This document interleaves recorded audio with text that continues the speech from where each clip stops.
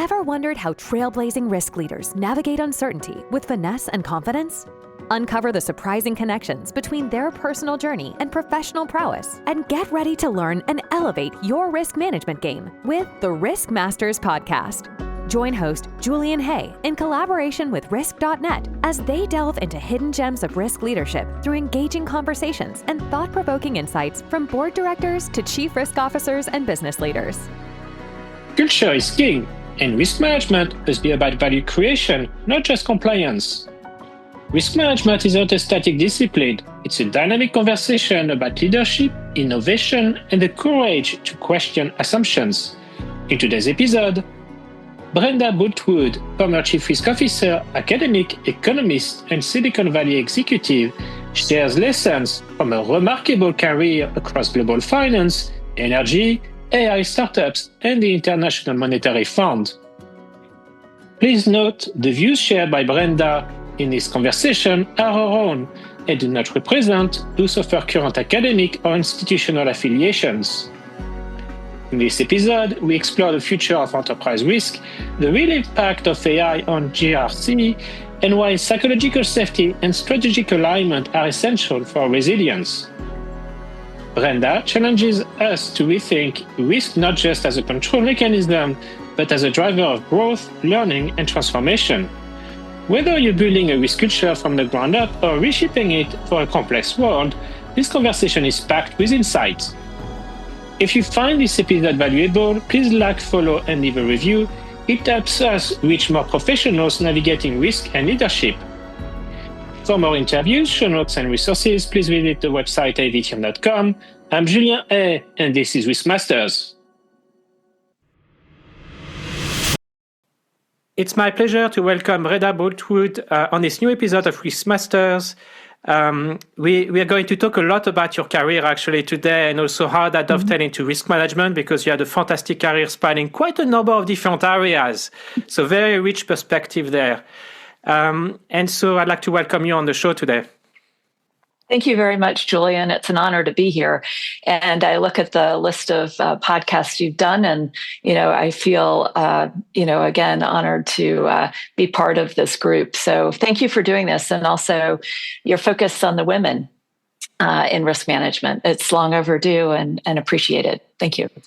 Well, you're welcome. And there's more to come, by the way. So very good. So with that, let's talk a little bit about your career to start with. Can you share pivotal moments and decisions that have shaped your approach to risk management and governance? And just to frame that, what I found talking to people on the show is actually sometimes personal and professional kind of come together. Yeah. And it's always interesting to understand where people are coming from with what they've done and how they approach risk management and governance more broadly. Yes, of course. So, yeah, I would say I've had a large number of lucky experiences in my career. At the time, they seemed quite challenging. So I could go back to my graduate school days. And as you know, in the United States, we're fortunate as graduate students to have stipends and ways of supporting ourselves at school, but it's never quite enough. And I had the opportunity to work while I was getting my PhD in economics in downtown, first at Bank of America Securities and then in Chemical Bank in a product development group. And in both cases, I was a quantitative expert working on new products. And at that time, not to date myself, in the 80s, the new products were derivatives, cross-currency swaps, interest rate swaps. And every transaction was over the counter. They all had to be approved by the management committee. And, you really had to model the upsides and downsides. There were no portfolio theories of risk at that time. Every transaction had its unique risk characteristics. But about that time, JP Morgan came out with their value at risk model. And we realized the value of looking at correlations in a portfolio and thinking about not just that transaction, but what you can do with additional transactions to offset overall portfolio risks for the bank you're working with. And then we had Basel I guidance, and that was about, more guidance on credit risk, but also the beginning of market risk. And then it was in 2001, it was Basel II and, the addition of operational risk. So, trying to apply quantitative techniques to that. So I'd say the first formative thing was just sheer luck and timing. I had the opportunity to begin my career as risk management was becoming a discipline, not just at the largest banks, but for all large companies, really under a lot of compliance or risk management needs. So that was pivotal. And then, I'd say, a very important lesson was the great financial crisis. I had just moved from JP Morgan, where I had headed risk management in one of the lines of business, and then had a number of business and compliance roles, but was recruited to Constellation Energy to be the chief risk officer. It was at the time the largest commercial energy company, and a growth rate that was significant, and they felt it was important to bring in, kind of New York style, Wall Street style risk management. When I started at Constellation in January of 2008, just prior to the financial crisis, or as it was percolating, the share price was $107 a share. And by the end of the year, we had been acquired by Berkshire Hathaway, and our share at $26.50 a share. There were a lot of events in between, and it was an incredible experience working with Berkshire Hathaway on a bailout. Apparently they did due diligence on hundreds of companies, but it was only 3 that they actually bailed out to provide cash infusions. And that was Goldman Sachs, GE Capital, and Constellation Energy. And for Berkshire Hathaway, it was, really the combination of great assets in terms of power generation. But they also said there was some really good risk management happening at Constellation Energy, and, a willingness to explore all the questions and get good answers, quantitative answers. So, going through the ringer in the great financial crisis, trying to save the company. And as many may remember, while Berkshire Hathaway did provide that liquidity infusion and take over the company, we were able, before the deal closed, to set ourselves free, if you will. We did a deal with the French EDF, the utility, nuclear utility, who bought half of our power generation. We used much of the proceeds to buy out Buffett, but the concern of our management team was that our employee retirement fund was primarily in Constellation stock. They had seen a tremendous decline in value as the share price went from 107 to 26.50. And our mission was to really restore the value. So we were once again New York Stock Exchange listed, and when we got the price back into the $50 to $70 range, ended up selling the company again in 2012, but under much better conditions for the employees and staff of the companies. So that was a huge experience. And then I have to say, going through large mergers.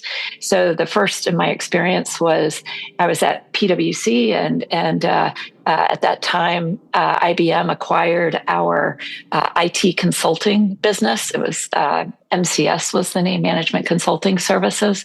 And I wasn't on that side, but it did cause a lot of reorganization and internal disruption. And, I just learned what it took to be a soldier, keep your head focused on the objectives of your team and try to, remove some of the noise around you to keep the company strong and your staff, motivated and moving forward and not distracted.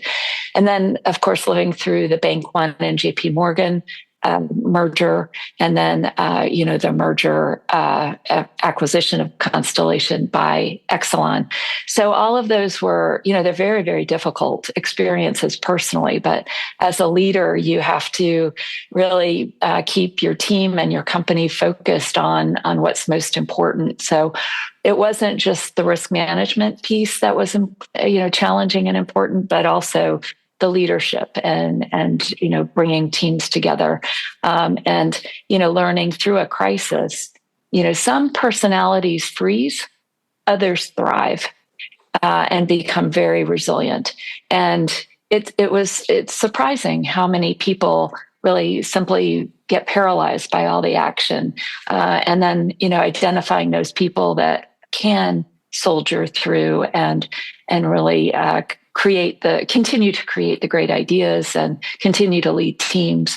But I think, in those stressful periods, we all have to, find deep within us the inspiration to, and resolve to really march and really lead your company to success and achieve the objectives that are set out. So, I think as young people, currently face a very tumultuous environment, they'll be challenged in many of the same ways.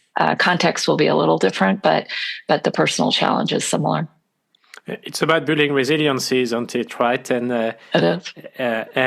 Sometimes thinking on 2 feet can be useful as well in a situation where you have very little control on what's going on around you, isn't it? Yes, very little control, but, finding sources or things you can control and sources of strength that you can then use to, display to your team that, the successes are working and you need to keep moving and not wait for some magic bullet to happen. It's the magic happens because of the work the team does. Yeah. And I mean, you touched on so much, but you've also illustrated very well what the next question in a way, which is your career spans academia, regulatory environment, corporate and corporate leadership. How have this experience really informed your perspective on risk management?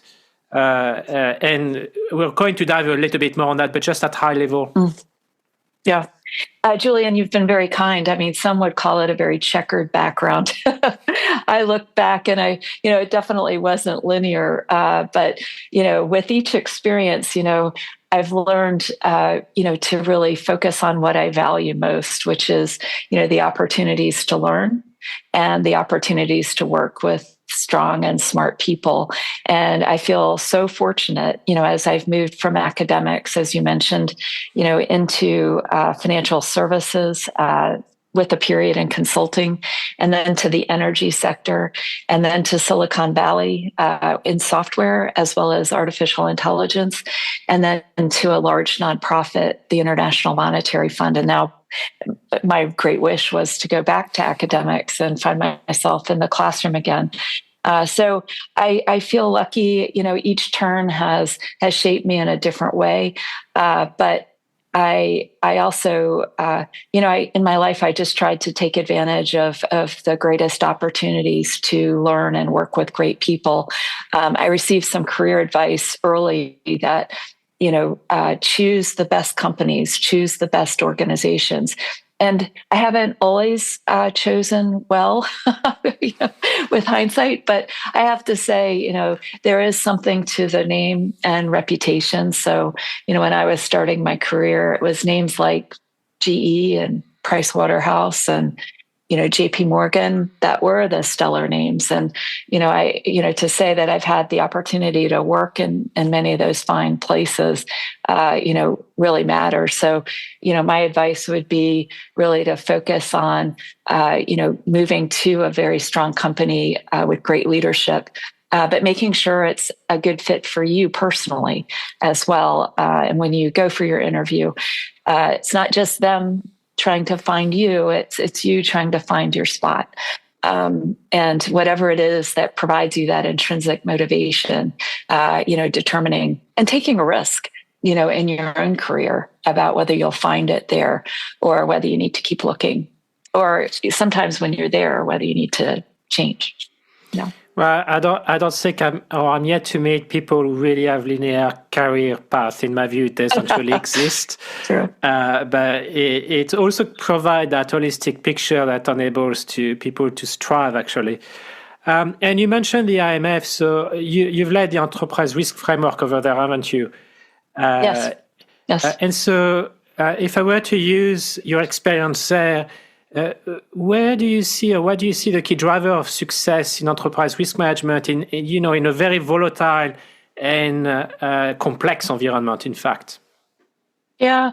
I did have the opportunity to put in place, the first risk management policy at the IMF, along with a framework and regular reporting of, real risks to the board and management. But I'd say probably the better examples might be my time at Bank One and JP Morgan, Constellation, and then Metric Stream. But certainly the highlight would have been my time at Bank One, when I was asked to, I was heading up market risk and counterparty credit, operational risk.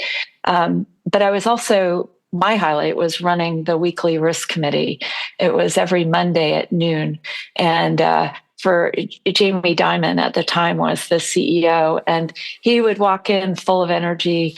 My boss and I, the chief risk officer, we had to develop the agenda, invite the attendees. But, every week it was like he had his hands ready to go. And it was, he'd always say it was his favorite meeting.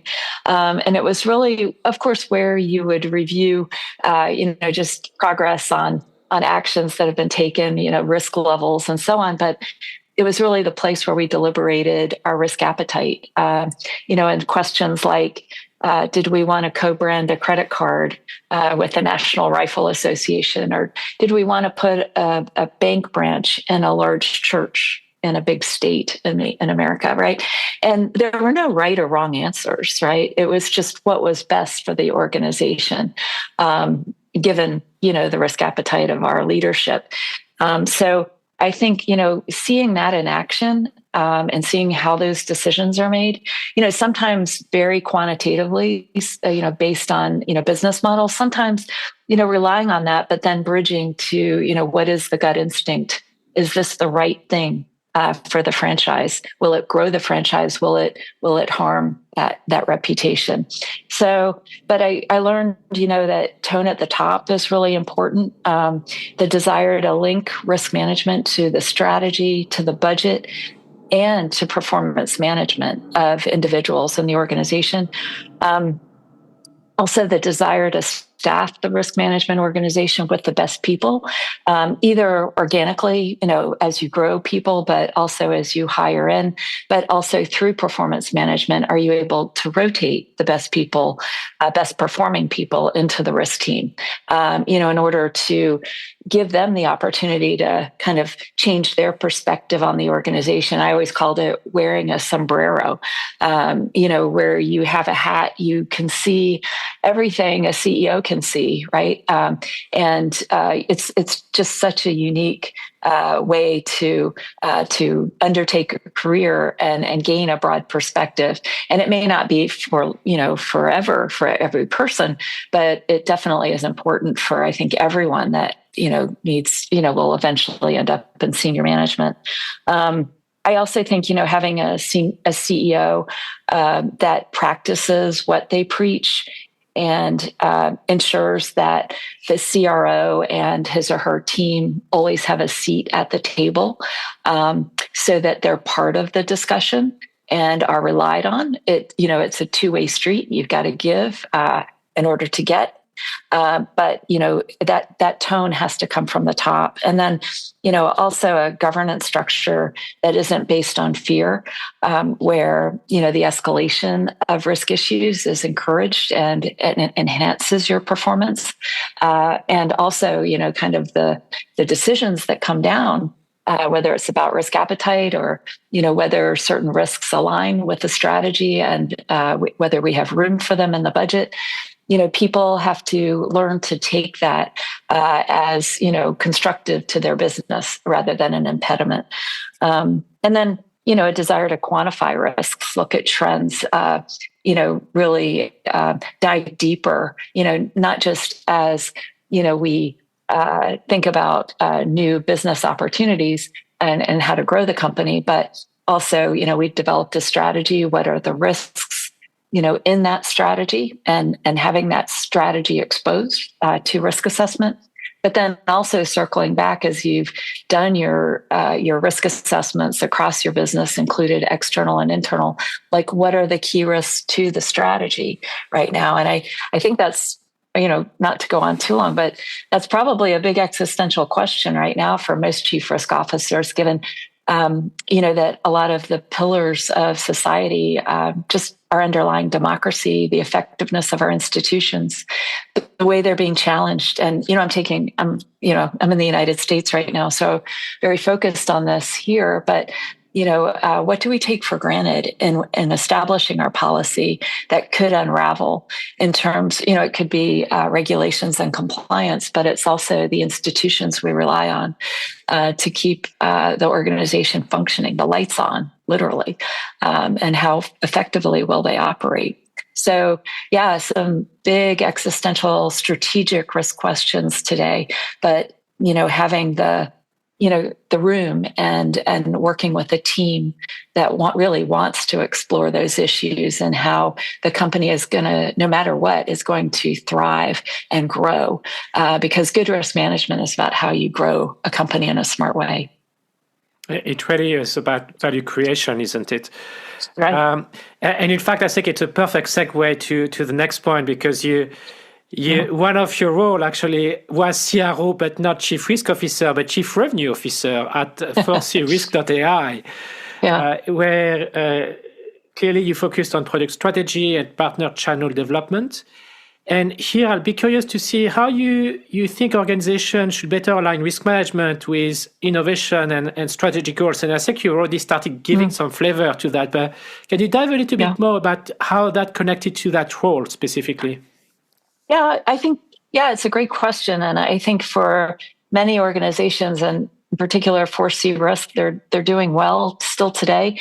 But, as a small organization, and thinking through, how are we going to develop the business model and the revenue streams that would support, these great innovations, these great ideas about, in that case, it was the application of machine learning and neural networks to a wide variety of compliance requirements, not just in the United States, but focused on, especially the financial institution that operates across many national, regional, and global regulatory regimes, all of which overlap. And so if you have a large bank like HSBC or Barclays, they may be subject literally to hundreds of regulatory authorities.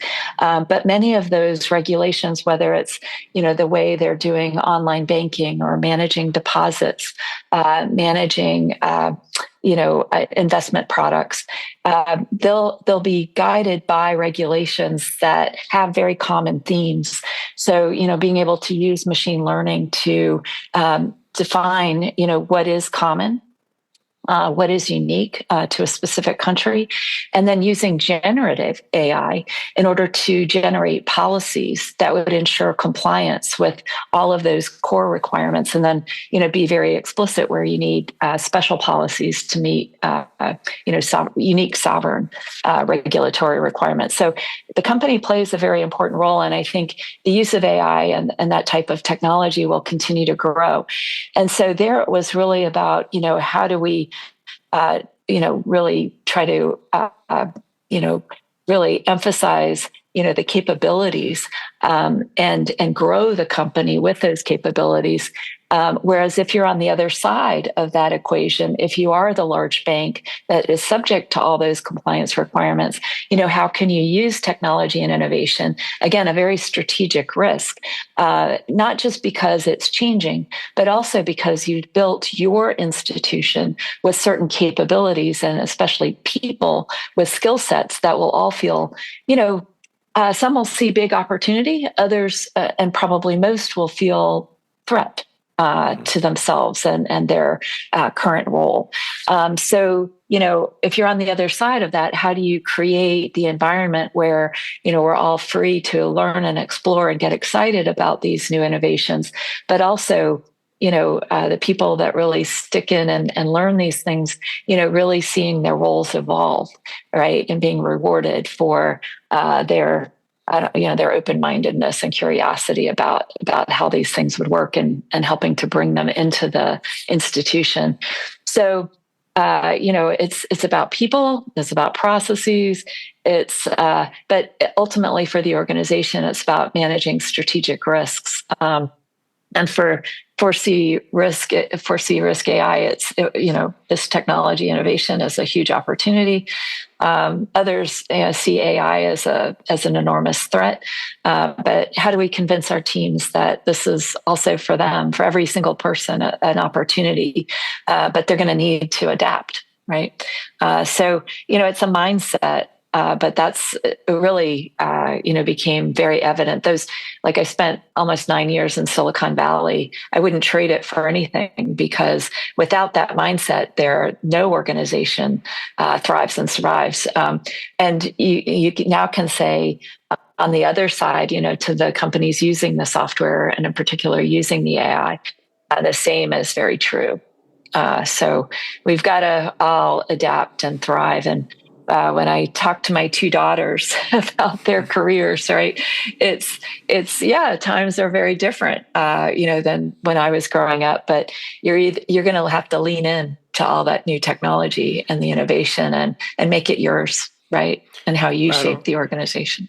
When I started, like yourself, OTC derivatives and, in fact, internet were pretty much nascent, not to say not there. So I think the toolkit we're having is evolving a lot. And you touched on, and it's a good segue to the next area I'd like to explore, which is really regulation. Can you share some insights? And just for background, I think you testified in front of the Congress on Dodd-Frank, and we're going to explore that a little bit more. But just for now, do you have a view around how governance framework have evolved, particularly after Dodd-Frank, and really the impact this type of regulatory changes and increased oversight had on risk management practices? Yeah, the great financial crisis and the Dodd-Frank Act that followed, that was an enormous change, of course, for financial institutions. But at the time, I was working for Constellation.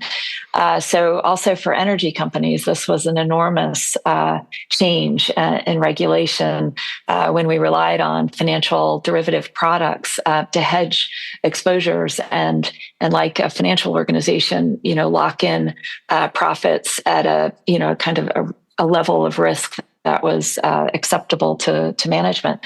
So, the time testifying before Congress was, a role of advocacy, right? The practical uses of derivatives, the importance in financial hedging, and, that many organizations, including banks, were using those swap agreements, other derivative products to stabilize earnings.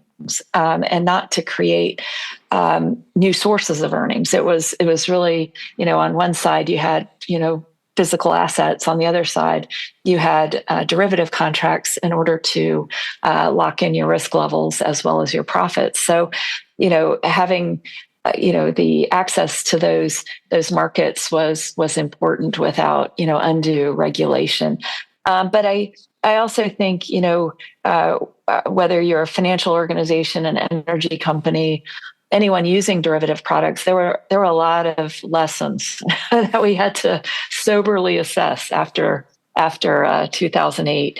And there was a need for stronger oversight and better ways to manage and be transparent about our portfolios of derivative products. So I thought it brought a lot of constructive dialogue, and we ended up in a fair place.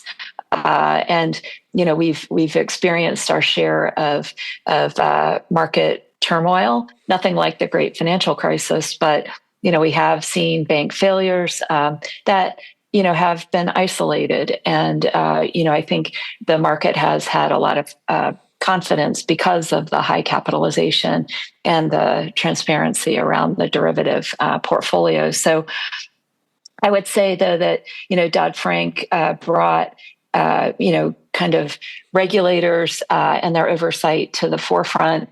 It helped us understand regulator concerns, even in areas, very traditional areas of market risk, where many banks have spent a lot of time and effort building bespoke models of capital that had become so complicated. Often as their personnel would change, they weren't as clear how to explain it. And certainly regulators weren't clear.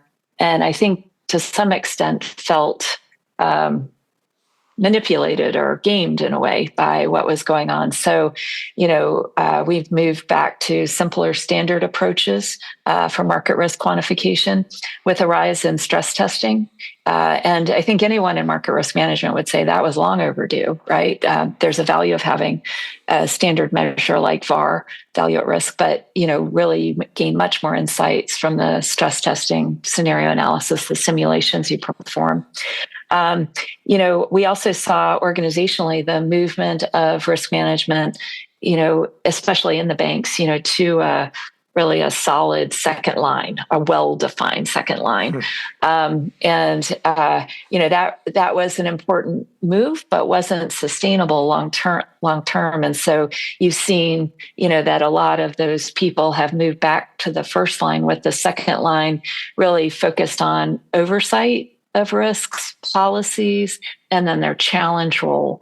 And, the first line really given the staff, but also the burden of understanding their risks and reporting regularly. So, I think, whether we're talking quantification of risk or we're talking organizations of risk, Dodd-Frank brought enormous change. And I think all told, it's been a lot for organizations, but we're better today for it. Well, it's at least the financial system feels more stable more broadly. Yeah. It's yet to see what will remain over the next few months, but that's probably a different discussion. Those are the strategic risks we were talking about. Yes. Yes. It's the stickiness of some of those good practices will probably be tested, but it's in the interest of banks to ensure they have that level of security if they don't want to finish like Lehman Brothers or Merrill Lynch or Bear Stearns, which clearly do not exist anymore. So they are a very good example of what not to do. And here I'd like to take us slightly beyond that and build a little bit on, because you also you wrote as well, right? Or you're a writer, and you have quite a few articles. And in one of them, Transformation Risk Leadership in Turbulent Times. In fact, that's probably a perfectly typical article. So you spoke about the importance of open-minded leadership and the need to align risk and strategy across all organizations. In fact, you've already touched on that even in our discussion today. And you advocated for consistent risk awareness. In fact, today you've also added psychological safety to the mix around making sure issues are being surfaced and can be discussed, and encourage contribution to all employees. So a lot to unpack here. Can I build a little bit on that? And what strategies have you used to build effective and lead effective risk teams and ensuring that alignment and transparency in really complex environment, right? Because you worked really in very large organizations and very different ones as well, right? So. No, it's a good question. And, definitely the article was inspired by, real events in my experience. It is visible, yes. I think, there was also another article I wrote about, how the CRO chooses their leadership team. I think, the two really go together, the two articles, because a CRO is, as I said, wearing a big sombrero, and like a CEO has access to literally all information and all aspects of an organization. So in my experience, it's very important that a CRO have at their table people that are very unlike them. And that diversity of views is so critical. So in this article about, kind of who the CRO has at the table, I didn't say you needed Sally, Jack, and Harry and Rosemary, at the table, but, I said you needed personality types, right? And that might include the naysayer, someone who's always doubting the direction of the company or even the direction of risk management. You need the process person that's always trying to put the pieces together and finding the linkages so that, we are working, on a single system. We need the collaborator, this person that's, trying to hold hands with everyone else. We need the quantitative expert.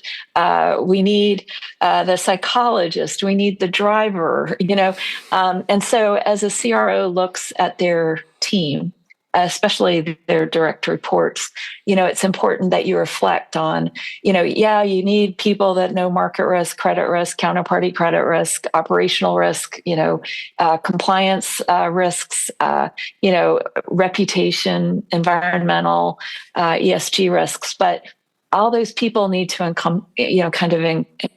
encapsulate different personality characteristics in order to make sure that table, that CRO function doesn't have blind spots, or that you're minimizing the blind spots you have, and you're taking the time to deliberate across all those different personalities to find the best outcome.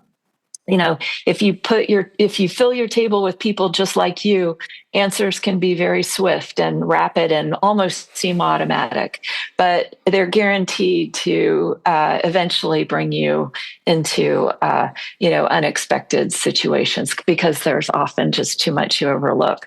So I really feel it's important to, at least some of my scars in leadership have been, just recognizing the importance of all types of people and that diversity of viewpoint.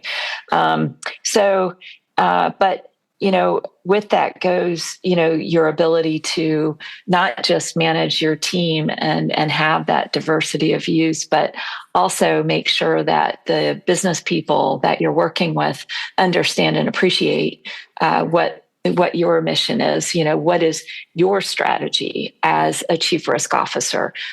What is your framework? What are the, what's the roadmap you have ongoing to achieve that framework? How will they be impacted? How will they be benefited? How will the organization be benefited? It's really important that risk managers aren't seen as the bad guys, the no people. And I know you've had other people on your podcast say similar things where, and I truly believe it. Like I've never said, there might be rare occasions where I've said no, but there's always a way to yes.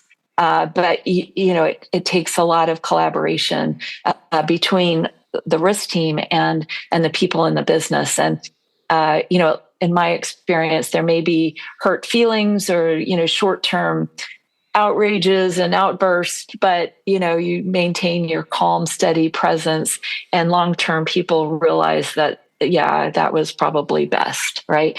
But as a CRO, you have to, kind of be that even-keeled person that can take all the, the verbal, content, but, also, turn it around and show how that person and their organization and the whole organization benefited. It sounds maybe Pollyannish, but it's really true. It just takes a lot of work. It takes a lot of work and time. It does. And firstly, to find the right people in that context. And I think, in my experience, a lot of organizations don't do actually what you just outlined. And there is another observation I had, which I'm going to delve into now, is risk function can be very silo-based, especially by disciplines. And so how did you foster collaboration between sometimes parts that could diverge or at least not see their common ground? Yeah, I think, again, speaking from the scars of experience, I think, the easy approach, and I think where we all started, was to treat risk management like it was another organizational overlay, just another part of what an organization has to do. And then at some point, I think it was really as we were tackling operational risk that we realized we needed to focus on end-to-end process, right? We needed to think about the whole and that there were all types of risks, from financial to non-financial, that impacted that end-to-end process. And rather than just focused on that portfolio or that organizational unit and deciding what risks were relevant there, you needed to look at that process. It does create issues, with risk ownership, but it's something that at least as we go through risk assessment and developing treatment plans for risks we're not comfortable with, having that broader group perspective, so that you can establish the right course of action for the organization, whether it's mitigating the risk, avoiding the risk, increasing the risk, transferring it. But the benefits will, to the business owner can be enormous. So just one story is, we were looking at an end-to-end process as an organization created one of our flagship publications every year, and critical in the creation of content were a lot of models that were used. Some of those models relied on software that was, some of it was older than other software that we used. And so the maintenance and support of that software when the vendor perhaps has gone out of business and you're on your last leg, your last version of that software before it's upgraded, we were able to make it clear that even though the business owner was the person ultimately responsible for the publication of this report, IT and our software procurement people played critical risks, right? And that just simply wouldn't have ever grabbed the attention of that business owner unless he had seen it as part of the process of getting to this publication he owned. So, it's through the practice, a lot of business people will realize that you've just given them the key areas to focus on in their staff meetings, and you've probably saved them a lot of embarrassment. Not that the risk won't manifest itself, but if it manifests itself and they hadn't been aware of the issue, that's what's most embarrassing to any business person. So helping people avoid not knowing and understanding the implications of the decisions that are made. That's the goal of risk management. And so I think it's end-to-end process, demonstrating, that you have very good people in your risk organization, that these over time, it benefits the organization to move people from risk into the business and vice versa. All these things do a lot to foster collaboration between the risk team and the business. And then I think just the underlying philosophy. So, just as a chief risk officer, just being very clear what your mission is. I was a chief risk officer most interested in, I tell people I like to learn and I like to grow an organization. But we only do that if we take smart risks. But I'm all about risk taking. It just has to be deliberate. And informed, to your point, right? Informed, deliberate, and acknowledged, right? And then let's go. Buckle in. let's go. But be resilient. Be ready for stuff when it happens. Yeah. And actually, it's a good transition to, and I'd like to broaden a little bit the discussion, looking into that unpredictable environment, emerging risk, and innovation. What are the most underestimated emerging risks organizations face today, in your view, and how can they prepare to that? And I think you touched on already a little bit on some of that, but can you elaborate a little bit more? Yeah, I'd love to step back a little bit, before we talk about emerging risks or, longer term, maybe strategic risks.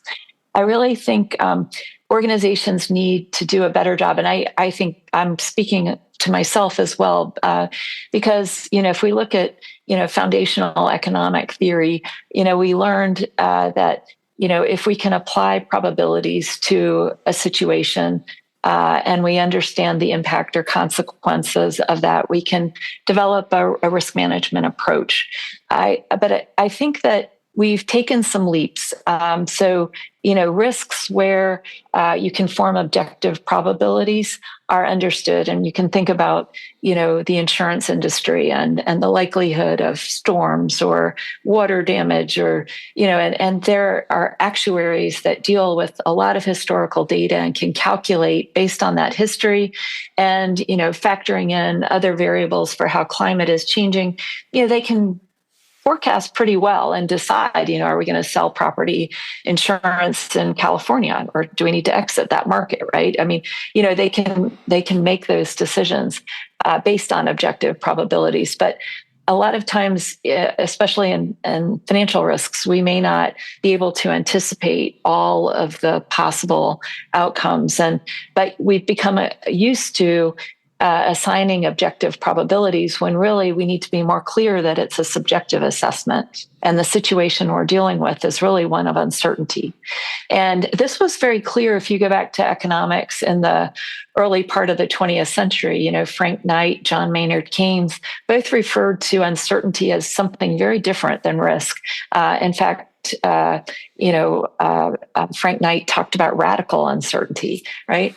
And there are academics now going back and looking at, what are the ways, psychologically, like how do we deal with uncertainty? They're developing things like just acknowledging your subjective probability assignment and making it clear to management that this is just a guess because we don't have a history. We have people writing about black swans, gray swans. We also have people writing about critical narrative theory. Because one thing we know when people haven't had experiences, but, are thinking about what could happen, they tend to attach themselves to narratives, right? And those narratives form as, people align with that. So it's a changing narrative that allows that alignment. But again, it's different than assigning probabilities and quantifying risks. So I think, the biggest service we could do today to our organizations is just being more explicit about when we have a situation of risk and when we have a situation of uncertainty. And then, in those situations of uncertainty, what types of tools and analytics are available to us to help us make the right decision. So both are important to assess, but I think risk managers have taken a lot of shortcuts and done themselves some disservice by pretending we have an objective probability to assign when we don't. And then, the organization saying, aha, you didn't mention that, or, oh, you really overestimated that. Oh, whereas if we had said we were dealing with uncertainty and this is clearly a subjective probability, that could have been demystified a bit, right? And people could have understood there was a broader range of outcomes we had to anticipate. Or even like in the case of black swans, a lot of outcomes we can't even anticipate right, today. So that's really important. And I would just say, in today's environment, if I think of emerging risks, I'm thinking of current risks, anything that could happen in the next 12 months, maybe emerging risks or things in the next 1 to 3 years. I think, risk managers are definitely working overtime right now, given the degree of institutional change we're seeing, all the foundational things, related to regulation, the role of government, the role of regulations, how those regulations will be enforced. All of that's being turned on its head, potentially, right? I mean, we can't completely anticipate how things will turn out, but, there are indications of that. So I would just say, go back and look fundamentally at the things you take for granted and the things your strategy, your organizational strategy are built on, and ask, can we really count on these things being true? Right. And then you've got the natural progression. And we talked earlier about technology and innovation. That's only speeding up. And some organizations are going to embrace, love, and accelerate, right? Others are going to, fold, as we saw, for instance, during the COVID crisis. Some organizations just couldn't adapt, right? So understanding the type of organization you're in and how much risk there is because of all this change. Because again, I've already talked about buckling in, but we may need to put the shoulder straps on too, given what's happening. Make sure the airbags are on and all, because that might swing a little bit. In fact, I had on the show Roger Spitz. I don't know if you know them, if you know him, about talking about deep uncertainty, foresight, unpredictability, and the accelerating complexity, which makes the unpredictability aspect even more present. So it's a very what you just said effectively connect very well to the discussion I had with Roger on that topic. And here you touched on technology as well, right? And clearly, with your work at 4C Risk.ai, we talked about AI. How do you see the advancement of AI and technology reshaping the future of GRC? And you've touched on already on quite a few things on for example, regulatory horizon scanning and all. But do you see that going beyond? Oh, absolutely. So I think the use cases for AI in risk management and compliance are enormous, right? So if you just I've talked a little bit about the compliance side and organizations need to confront, all the different jurisdictions and find the overlaps, maybe use AI to help you generate, the backbone of a policy just to make sure you're in compliance with those core requirements across all the jurisdictions, know when you need special policies outside of that. So that's really important in compliance, because that's complicated and, it can take too many lawyers, too many, very high capacity people that could be much better used in other roles, right? To just keep, scanning regulatory requirement change, right? The machine can help us with that. It can't do the whole job, but it can help. And then in risk management itself, if you start at the beginning of, just our goal of identifying risks, right? We've relied on top down, bottom up, trying to get different perspectives on risk, whether it's the horizon scanning of the external risks. But again, just machine learning, neural networks could be applied to, all the documents, the emails, the, basically where people are expressing their views, the views on earnings calls. I mean, it's a lot of attention already from an AI perspective on what's being said there. So, leveraging that information and making risk assessment more natural, using natural language. So, why shouldn't a business person be able to speak into their iPhone and just say, we had 3 laptops stolen, 2 with, personal information. I consider my hair's on fire and this is, really important that we track these things down. And, having a machine help interpret that. So, that identification is happening, maybe in a crowdsourced way, but using that natural language and then, having, neural networks that are able to map that language to a common taxonomy, so that you can, constantly just real time assess risks based on really what's going on in your business areas. And then, the quantification of risk, I think we've come a long way in terms of tools, but, AI can certainly help. I'm doing a lot of experimentation now with, everything from Google Scholar to, these deep research and other tools. But, the same technologies can be applied to, kind of the text we use. And, it's scary, but, I think we can create agency by ensuring that our models are being trained on the right set of data. And that can, for some organizations, it might just be strictly internal data. For others, it's some combination of internal and external. But experimenting, finding out what leads to the best results. So, but as you mentioned, like horizon scanning, a lot of that could be automated with AI. So we're just skimming the surface. But I think, just even AI tools, the graphic capabilities, I'm pointing at my computer, sorry, but the ability to generate images, based on, it might be an uncertainty narrative, but why not tell that narrative in a picture? Like, just throw it at the machine, see what comes out, right? You can always dispense with it, but, it's pretty amazing, what's happening. And, for you as a risk manager, you're always struggling, like, what's the best way to communicate? How do I improve my board report? Why not just throw in some of that stuff with some annotation? See how it goes, right? Get your feedback. Maybe that's a better direction, but use it to experiment, have fun. But mine the capabilities, keep your team up to the latest and greatest, and make them very conversant in this stuff, because it's only their livelihoods are going to depend on it long after we retire, right? So I do believe that I can see entire strands of work in risk management space that are very likely to be at best reshaped, most likely going to disappear, because simply why would you pay very expensive people to do processing and other aspects which the system are getting increasingly better at doing.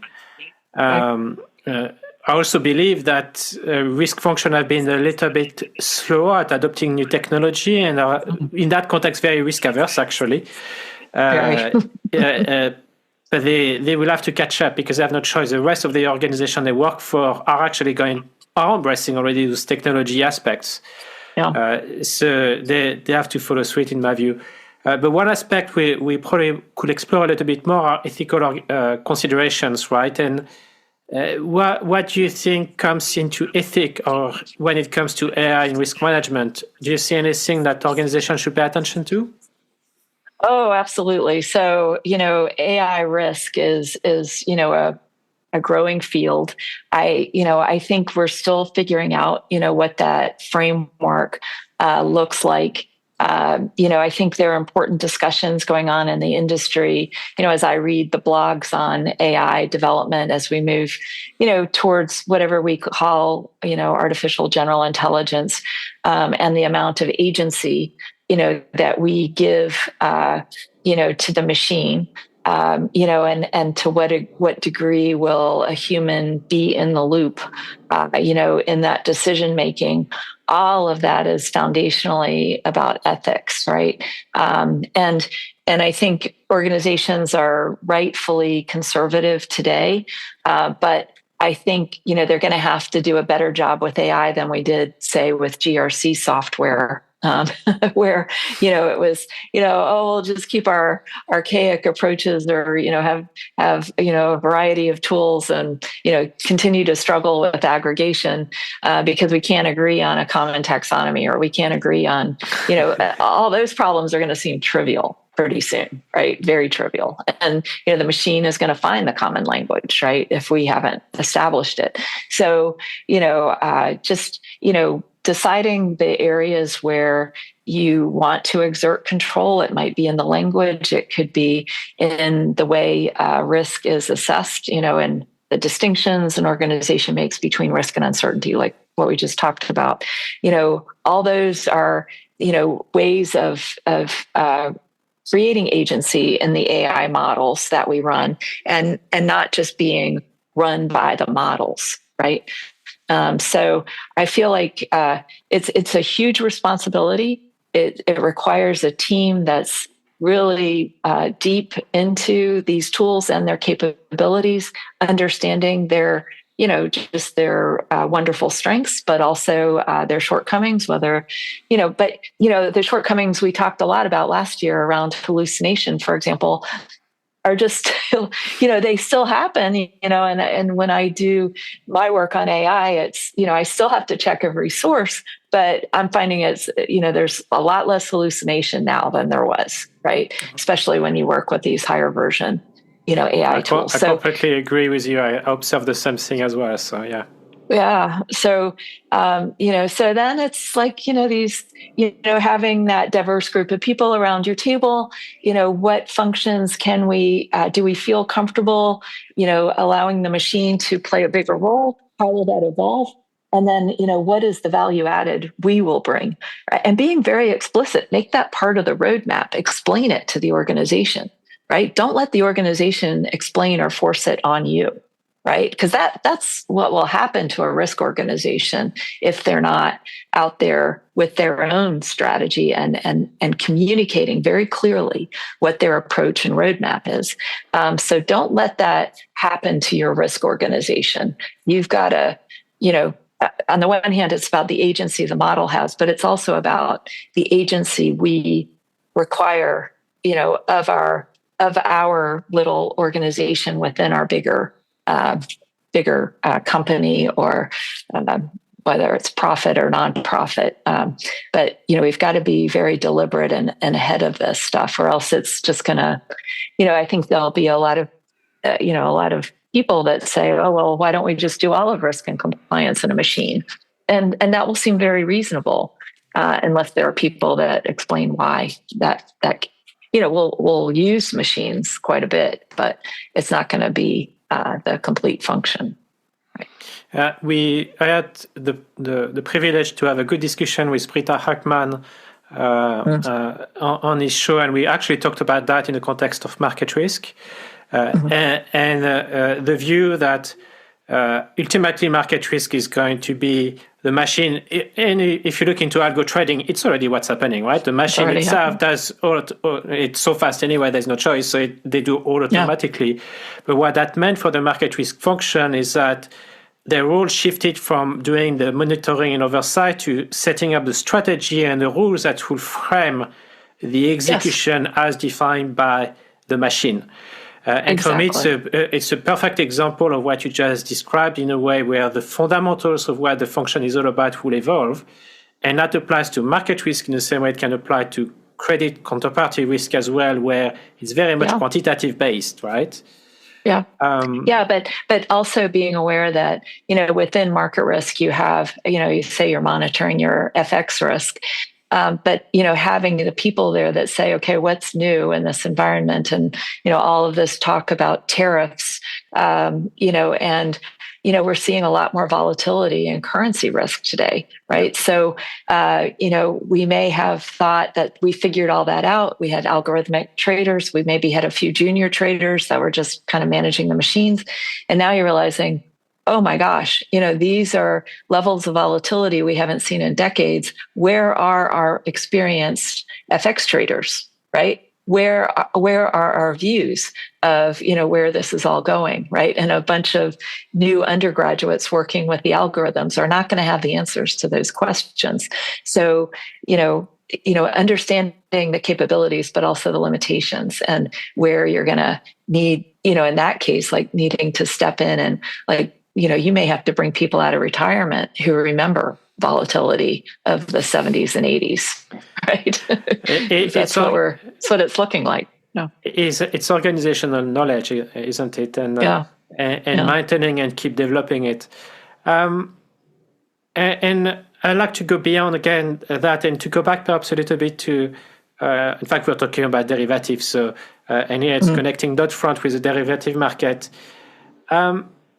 In the way you've engaged with the regulator in your career, in front of congressional committees as well, what lesson have you drawn, and what wisdom could you share with the audience on how to engage effectively with regulators while being able to advocate as well at the same time? Because we don't like to talk about advocacy, but for me, it always comes into the wrapper, doesn't it? So, yeah. So, my experience with regulators has, of course, it's mixed. You get all kinds of regulators, with in the United States. If you're a large bank, you have the Office of the Comptroller of the Currency, the Federal Reserve, sitting in your offices, just like in Europe. But, I guess foundationally, we're all just people. They have kids, they have interests, they have lives, they have histories, right? Get to know the people, just like your team, getting to know the people, their intrinsic motivators. Why are they doing what they're doing? What motivates them, right? Understand that, right? Just like you would any other person, hopefully you would, that you're working with in your organization, because they are people, we're lucky to have, I feel like, in society, because they're looking out for a broader set of systemic risks, that could undermine not just your organization, but a whole system. But with that relationship, they're always going to be pushing boundaries. And, there was nothing better a regulator loved to do to a large bank than say, well, at one of your peer banks, we observed this practice, right? And because they were doing it, we need to see you do it, right? And I think there's validity in part of that, but at least I worked in organizations, and this is pre-Dodd-Frank, where the CEO, business leaders were very clear. We're not doing this unless it makes sense for the business. And we learned our lessons, and I have to say, Dodd-Frank and post GFC changed all that. We understand. I think the largest banks understand that there is a broader systemic risk story. We're only as good as the lowest common denominator. And we've got to, understand the perspectives of these regulators coming in, thinking about the systemic risks of a system that we're a big part of, right? And so understanding their motives, like what are they trying to oversee versus, you're there and you're somewhat concerned about systemic risks, but you're really focused on the idiosyncratic risks of that FX portfolio or of, the trading organization in London, wherever, right? And those are things that are of interest to them, but only to the extent that it's, something very different from what they would see at a peer organization.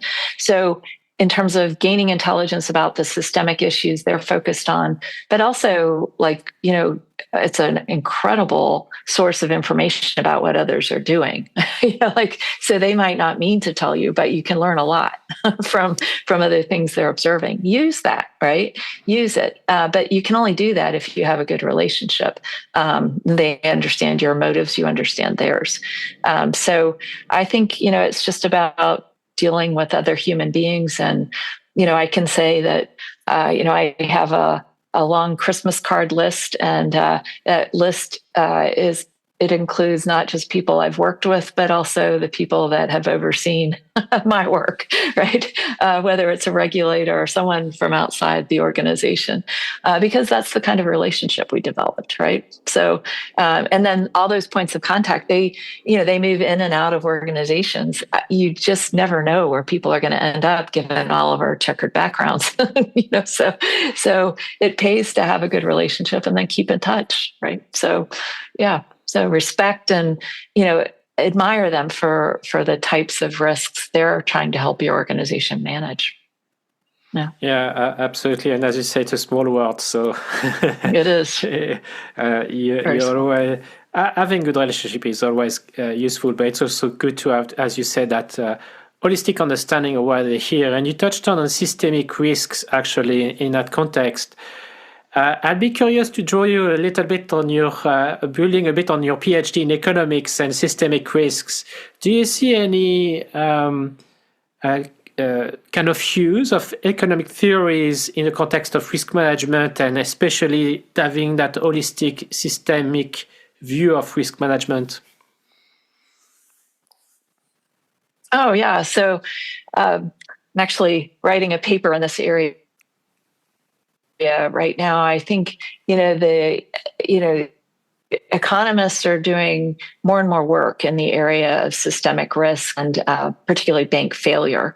And I think that's really laudatory. 5 years ago, 10 years ago, it was zero, and if we're going to grow risk management as a discipline, as a field of study, not just for undergraduates, and, unlike, when we went to university, there was no risk management major. Now there are and you can study actuarial risk, or you can study enterprise risk at many universities. So, but in order to continue to build that as a discipline and make sure it has longevity, you need academics working in the field and looking at lots of data, coming up, published papers, disproving null hypothesis, trying to move the field forward. So I think we're making important progress on like the factors that are most important. It could be about capital adequacy. It could be about levels of liquidity risk. It could be, caliber of, there are qualitative factors like caliber of bank management. All of those are factoring into these econometric models that economists are now using to look at systemic risk. I think the gap is what we would call enterprise risk or idiosyncratic risks, where, we're combining not just what we see external risks that impact our organization, but also those internal risks, the people, the processes, the systems, all the financial risks that we have. And then, kind of coming up with that combined picture. So I'm very hopeful. I think that there's a lot of work that is still left to be done. Not just looking at systemic risk and understanding the factors leading to bank failure, but also, recognizing the importance of bank failure. Like every system has to ventilate, and, you have to have failure in order to keep other banks strong and to keep a system strong. So that's important that we understand, what leads to it, but, not because we're ever going to avoid it, but because, we can then better challenge management to understand what's important. And then on the idiosyncratic side, I just think there's a lot more that academics could do to appreciate, some of the internal risks that the organizations face, and how I would argue, at least in the time since the great financial crisis, most of the bank failures that I look at, I would explain based on idiosyncratic factors rather than systemic ones. Well, for me, SVB is a case in point of that. And I will argue that it was highly predictable as well. You just need to look back into other failures to see the train crash coming. And I think that plays a bit into corporate culture. And so what is the role of corporate culture in risk management in that context? Where do you see the connection here? And you've touched on psychological safety already. Beyond that, I think I think any chief risk officer that didn't say culture is king would be kidding themselves. So I feel remiss that I haven't mentioned it earlier in a more important way. But yeah, it's very important. I don't know, this isn't necessarily a positive statement, but I believe that fish rot from their head.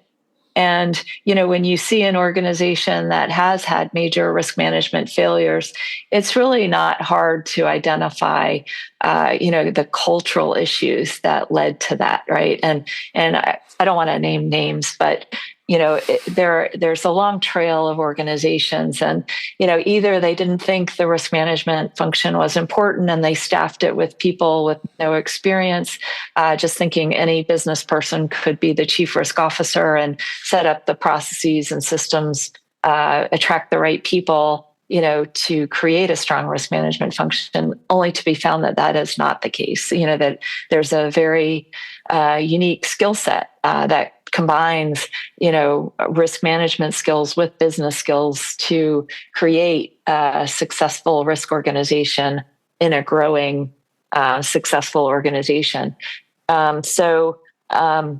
But, the tone has to be set at the top, and, the CEO has to appreciate the importance of risk management. He's got to create a seat at the table for all the risk and compliance professionals. And, if they're not the professionals that he needs at the table, then he needs to find the ones that will work at his table. But he can't, they can't be missing. Because then that sends a message through the entire organization, and it will be hard to get risk managers at any table. So again, it goes back to, assessing the organization that you're thinking of moving to, or thinking about your own organization. Do I really belong here? Because if you don't see that tone at the top, it's really not going to end well for you. Because you can put a policy in place, you can put a great framework in place, but if there's, no desire to adopt it or understand its strengths and the benefits to the organization, your life is not long there, right? So I think it's just healthy on both sides to think about the importance of culture, the tone at the top, but then, what you do as a chief risk officer to attract the best people from the organization, and that's on you, right? You not only have to grow organically your risk talent, but also bring in people with the business skills so that you can provide the oversight function in a knowledgeable way, right? And challenge the first line in a knowledgeable way. Otherwise, there's not a lot of value that you'll bring with just, like a risk report with some numbers on it.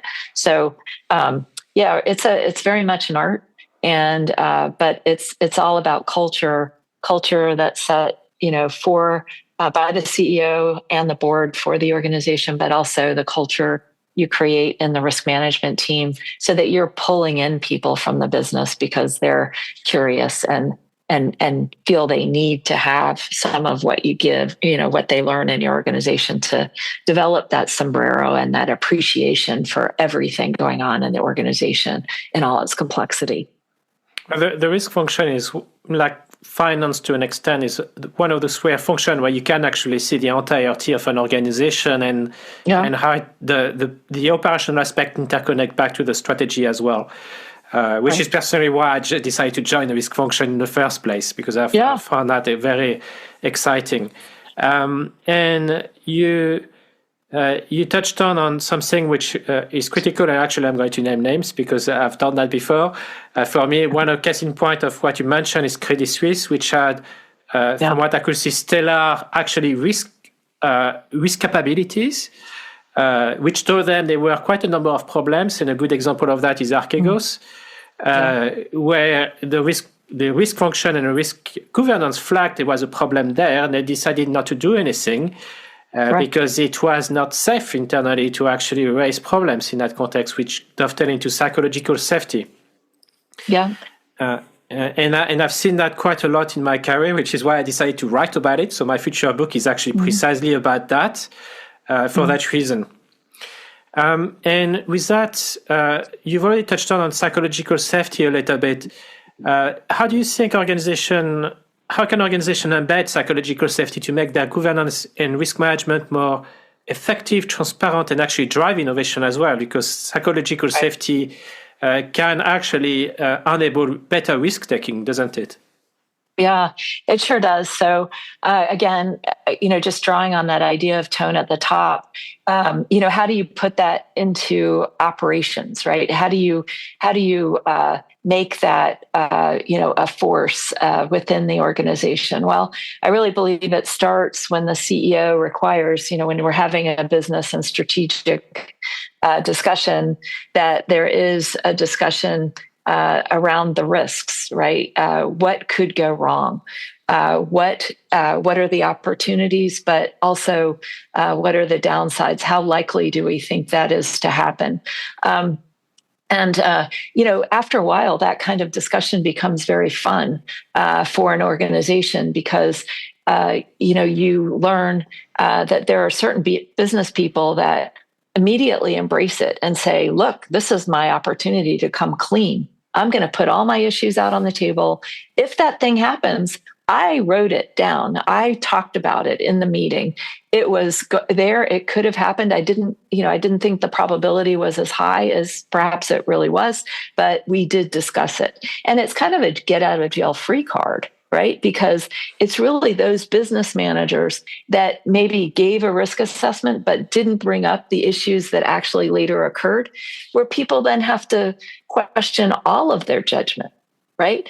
Were they not being transparent, or did they just not understand their business? And in either case, that's the reason for disqualification. You're out, red card, we're going to replace you in the field right now. Right. And, to see that in action, and, you have to give a lot of yellow cards because people have to learn that that's the way it works. But, once they learn, there's no excuses, right, to use the get out of jail free card, right? And then it becomes a free-wielding, open discussion of what could happen. And, everyone's, I feel like everyone's that I've ever experienced, this conversation with, they're always grateful, right? They're always grateful, even if things don't end up well a year from now, but they know they had that discussion, right? Especially a board, anyone in senior management who may not feel they have access to all the information, if people can just be forthright. Now, if that tone at the top doesn't exist and we're going to fry the little fish that tell us these bad stories, then that is quickly going to shut everything down, right? It's nothing easier to close off, right? But again, if you keep that tone at the top alive, then those people that have been in there presenting, all the things that could go wrong, use that get out of jail free card, they go back to their teams and they expect the same thing of their direct reports. And it just trickles down into an organization. Pretty soon, you have this healthy flow of information up and down, and people are rewarded for bringing up the problems. Right. And until that happens, though, we really don't have a culture, a risk culture that, is supporting, an organization's strategic objectives. Right. So it's something to work hard for, but it doesn't come easily. And you'll find that there are many doubters. And, but you also, as a chief risk officer, you have to assess, can I even initiate this process? Because if that tone doesn't exist at the top and there's not an understanding, sometimes you have to knock heads and try to create it, right? Let's have this discussion. But there can be varying levels of openness to that. So a chief risk officer has to be sensitive, and it's going to take time.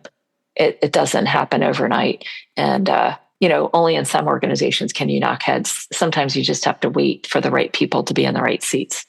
And sometimes it doesn't happen as well. So True. True. Which I've also observed. With that note, I'd love to take us a little bit more back to actually where we started. And then we're going to bring the discussion to a close.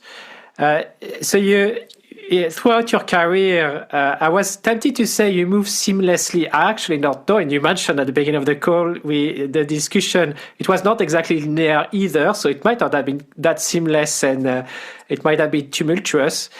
But what lesson did you learn from this transition from very different sectors? What would be the one tip you will give to people listening today?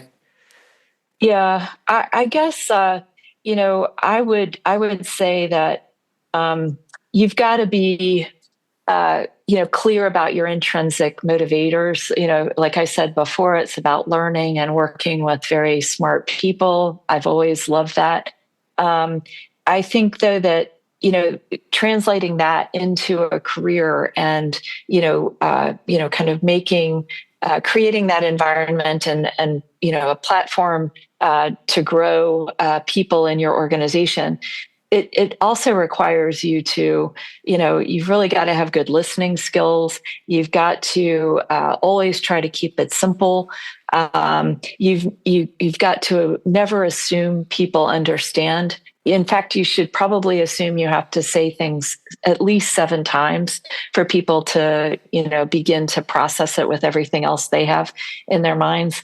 But also understanding the maturity of the organization and making a cold assessment. Maybe the organization's just not ready for, this, but, if we start over here, and then using that as a challenge. So, regardless of the organization's maturity, how are you going to maneuver within the organization to achieve that outcome? Whether it's, getting an updated risk management policy or, putting in place a risk management framework, or, getting the board to accept these discussions of risk and what could go wrong, right? It has to happen slowly and gradually, and they have to see the benefits of it. So take time, take your breath, right? And so I would just say, patience is something I'm not naturally endowed with, but it's been something I've had to learn, in a big way. So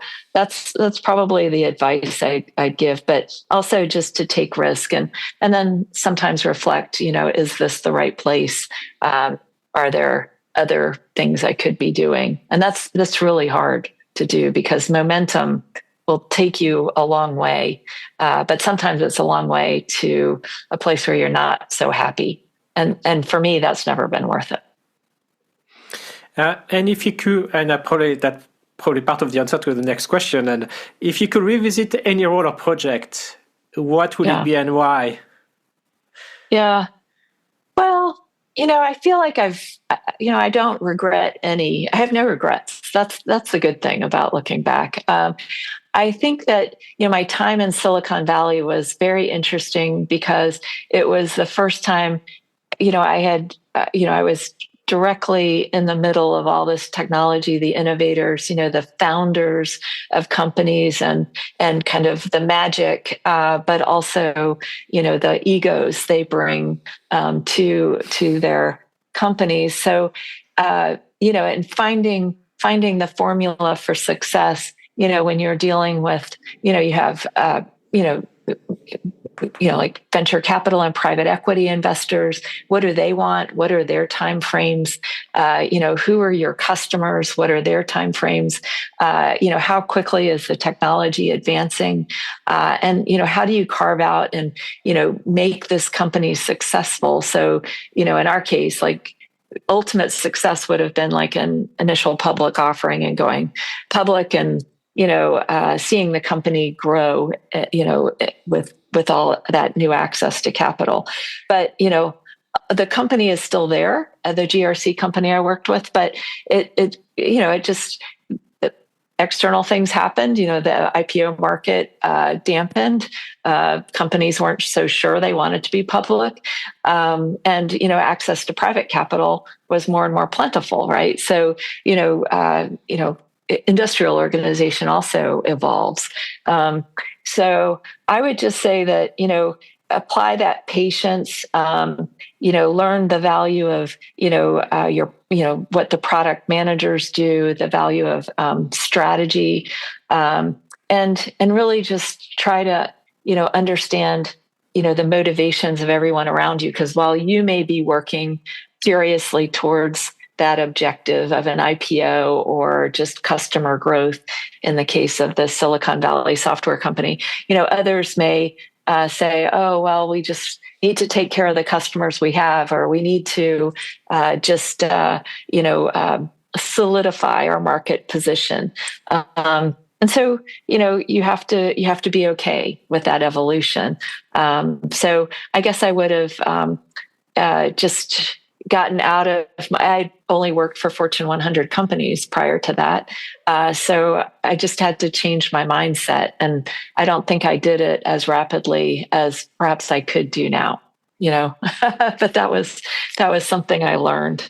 And so if I could revisit that, I probably could have added a lot more value than I did, in the end.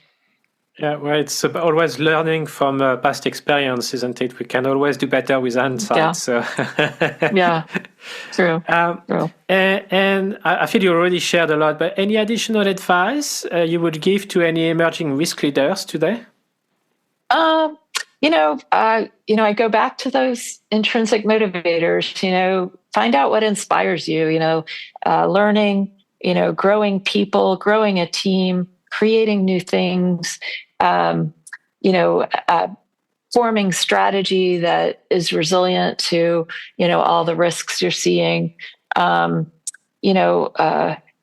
quantifying more and more types of risks. I think there's value in all that, but really just reflect on what makes you tick as a person. And try to, you can to some extent always create it within an organization, but also, sometimes you may need to go find where that's most appreciated. So I think, organizations have reputations, understand, what you're getting into, and choose your organization wisely would be important, And if you were to give a TED Talk, what would it be? Well, I think we need to give many TED Talks, maybe not me, but other people on risk management, just to make sure there's broader communication. But if I were giving a TED Talk to people, I think, maybe this is post-pandemic, post a long career, maybe especially in this time when we're seeing so much change, I would say, at any level in an organization, like everyone needs a hobby. Everyone needs to understand like what is really fun for them outside of work, right? And for me, for many years, it was like, oh, I could just go running. I love to run races and go for a long distance run, take my kids out. But find your hobby. And, you may find some new passions. So during the pandemic, I remember it was the craziest thing. I found out, that I was really much more like my grandmother than I thought. And she was such a crafter, an artsy crafter. And it turned out, I got really into needlepoint. And I didn't just get into the needlepoint. Like I first started like with patterns that were already designed, but pretty soon, of course, I was into like pixelating pictures into patterns, modifying color schemes with the palette of colors, like things I've never thought about my whole life, and, creating these patterns and then, creating these outcomes that, were, represented months of work. Right. But with such pride.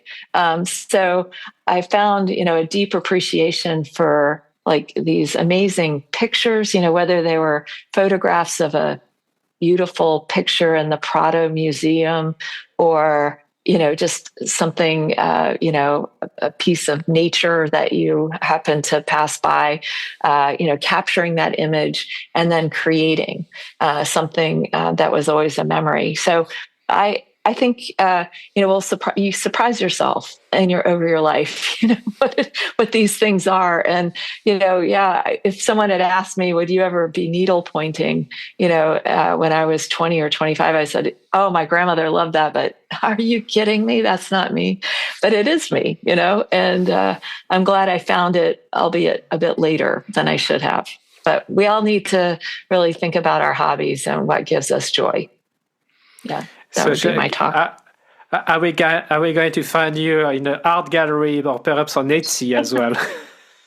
Absolutely. Like there's nothing better. I mean, I don't think I'll ever be selling it for sure, but I love visiting art galleries. Now I spend a lot of time doing that. I live in an area that's rich in exhibits. But I also, I feel like some of the, of course, I read a lot for work, and I like nonfiction. I like to read about John Maynard Keynes and Frank Knight and all these inspiring people. But I've always been a huge fiction reader. So, my go-to people are, Jane Austen on the prose side and Emily Dickinson. I mean, just amazing artists, right? And then also, to read a book like Middlemarch, George Eliot, and, whether you're reading Jane Austen or you're reading George Eliot, there are many, you can just read the surface of the novel, but it's really interesting to read Middlemarch and think about how the trains changed the economy of the UK, right? Or, in Jane Austen's period, like how did, the British Empire, because her brothers were, off in the Navy somewhere, but, getting wealthy, through the British Empire and how that affected the lives of her characters and things. So, there's economics in all of that, but it's also just reading, it might be reading Tolstoy, right? But just, helping have empathy for people, right? And how people think and the different ways, all those characters process information, how they make decisions, right? And it just plays out in real life all the time. So I think art is important. Yeah. So what's the latest, book, podcast, or article you've read that really kind of resonated the most with you? Oh, well, this is sad to say, but the one that, just this week, it's a sad article it's in Foreign Affairs this week. I'll send you a link, so maybe you could put it in the podcast notes, but it's a brilliant article about autocracy in America. And it was, unsettling at a very fundamental level, but if you go through the arguments and you just observe what's happening.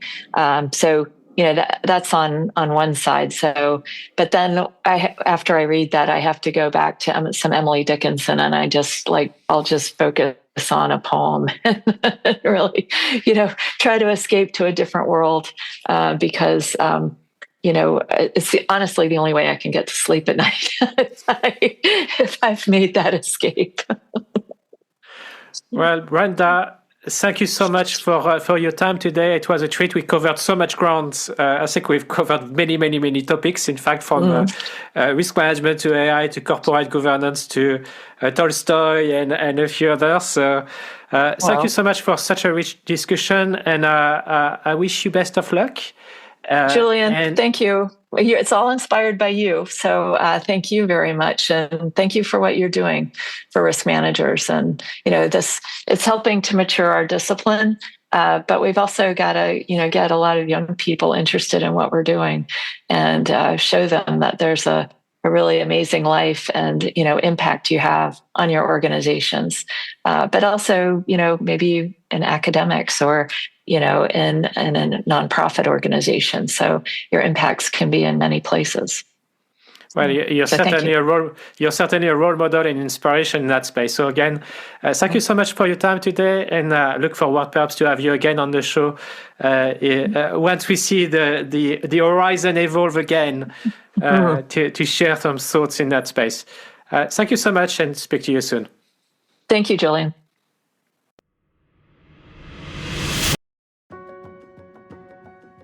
Thank you for tuning to this episode of RiskMasters. I hope you found today's conversation with Brenda Boultwood as insightful and inspiring as I did. From leading risk through mergers and crises to embracing AI and uncertainty, Brenda offered a masterclass in resilient leadership, strategic thinking, and cultural transformation. As a reminder, the views shared by Brenda in this conversation are her own and do not represent those of her current academic and institutional affiliations. Now, if you enjoyed this episode, please take a moment to like, follow, and leave a review. Your feedback helps us continue bringing you top insights from industry leaders. For show notes, additional resources, and related articles, please visit avtm.com. Stay curious, stay connected, and join us next time for a deep dive into the future of risk management. And remember, real risk leadership starts with culture, courage, and conversation. Until next time, I'm Julien Haye, and this has been RiskMasters. Thank you for joining us on RiskMasters today. If you're ready to master risk and unleash your full potential, here's how you can take the next steps. First, head over to julienhaye.com to discover even more valuable insights from our RiskMasters. We've got a treasure trove of knowledge waiting for you. Second, don't miss out on future episodes. Hit that subscribe button on your favorite podcasting platform. Stay tuned for fascinating discussions on risk management. And third, if you found today's episode valuable, please share it on social media. Help others discover the world of RiskMasters and embark on their journey of risk mastery. Remember, success favors the bold. See you on the next episode of RiskMasters.